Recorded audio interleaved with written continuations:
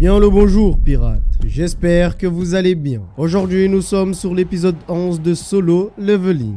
Oui, je suis d'accord avec vous, on avance plutôt bien. Alors récemment nous l'avons abandonné face au monstre des profondeurs du donjon, face au serpent. Eh bien pirates, nous allons repartir dans ce donjon afin de voir comment se porte-t-il. Est-ce que sa détermination et son envie de devenir encore plus fort est toujours présente? Car pour rappel, le monstre des profondeurs est quand même balèze, plus fort que lui. Certes, l'écart de puissance n'est pas énorme, mais il reste quand même plus fort que lui. Partons et allons nous aventurer dans les mers de puissance. Désormais, il doit l'affronter. Affronter le serpent connu sous le nom du roi du marais. C'est un Rasaka bleu venimeux. Et celui-ci est plutôt dangereux et redoutable. Une simple épée ne peut pas transpercer ses écailles. Il ne pourra pas l'atteindre de cette façon. En réalité, il ne sait pas quoi faire pour pouvoir l'atteindre. Dans cette situation, ce monstre a l'avantage. Il joue dans un milieu qui est le sien, un territoire qui est le sien. Il décide de passer à l'action étant donné que Jinwoo ne faisait qu'observer. Jinwoo riposte rapidement en mettant tout son poids pour espérer l'atteindre. Avant d'essayer de l'atteindre, son but est de réduire sa défense. Mais cela n'est pas une mince affaire. Ses écailles sont beaucoup trop résistantes et beaucoup trop épaisses. Le combat continue mais Jinwoo ne trouve toujours pas de solution. À la place, il doit encaisser les attaques du monstre. Et ces attaques ne sont pas faciles à bloquer. Sa puissance est monstrueuse.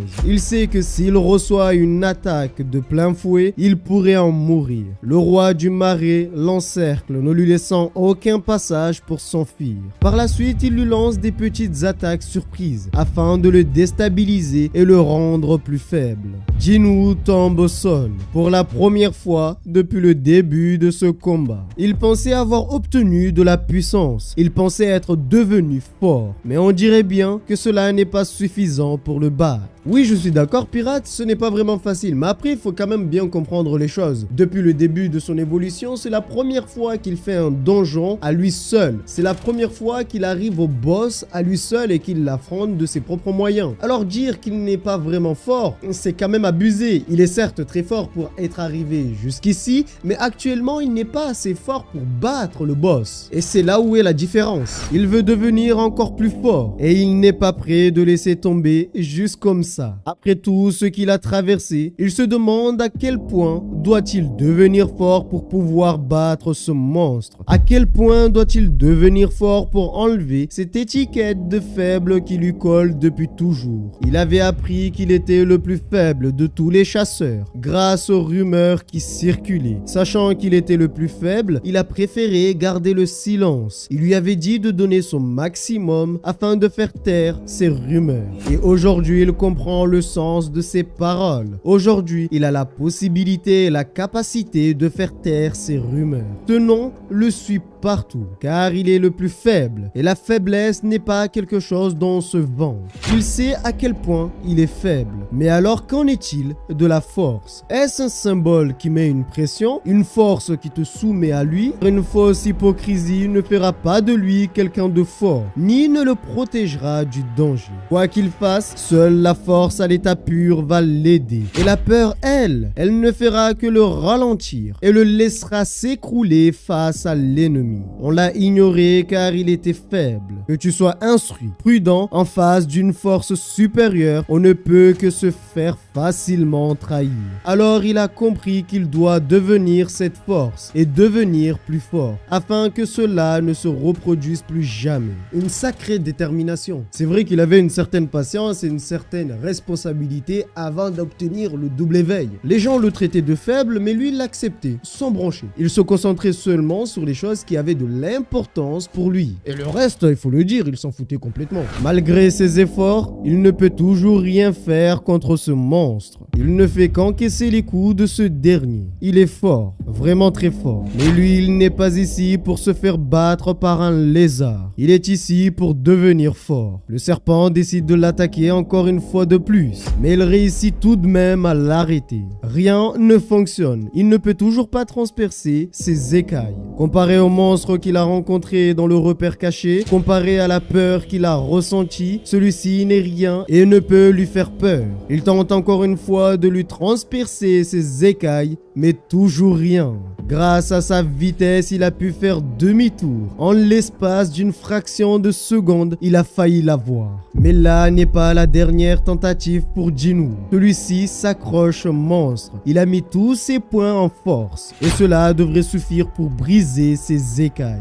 Le monstre hurle de douleur, bouge dans tous les sens pour espérer le dégager. Mais rien ne fonctionne.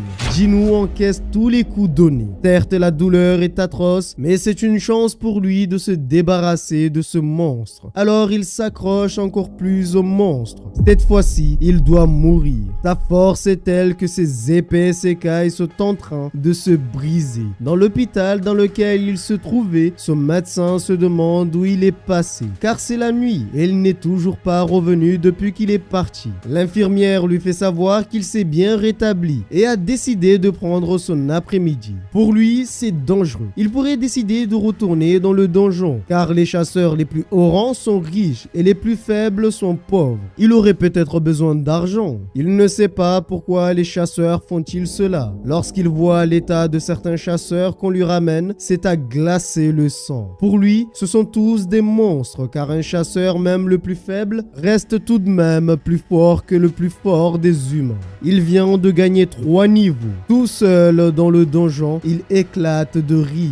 Il est heureux. Lui, le plus faible, lui considéré comme un déchet, vient de terminer un donjon à lui seul. Il vient de battre le boss de ce donjon. Maintenant, il peut dire qu'il est devenu fort. Un message se présente à lui. Vous avez vaincu roi du marais. Un autre lui dit qu'il a obtenu du venin de Rasaka. Celui-ci est plutôt rare. En le buvant, il va pouvoir durcir son corps. Par contre, il perdra en puissance. Mais cela réduit de 20% les dommages physiques reçus. Il a obtenu un crochet de Rasaka. C'est une arme. Il pourra l'utiliser, le vendre ou même le garder. L'arme est forte. Car s'il touche son adversaire, celui-ci perd 1 PV toutes les 1 seconde. Et peut aussi paralyser l'ennemi. Alors voilà pirates, c'est la fin de cette petite vidéo. Alors vous m'excuserez pirates, j'ai fait une vidéo plutôt courte aujourd'hui car il y a quand même pas mal de monde chez moi. Et j'espère quand même que vous n'allez pas entendre les bruits de fond. J'ai essayé de réduire au maximum le son pour que vous entendiez que ma voix. Son évolution commence à devenir de plus en plus intéressant. On apprendra un peu plus sur le personnage et sa puissance un peu plus tard dans les prochaines vidéos.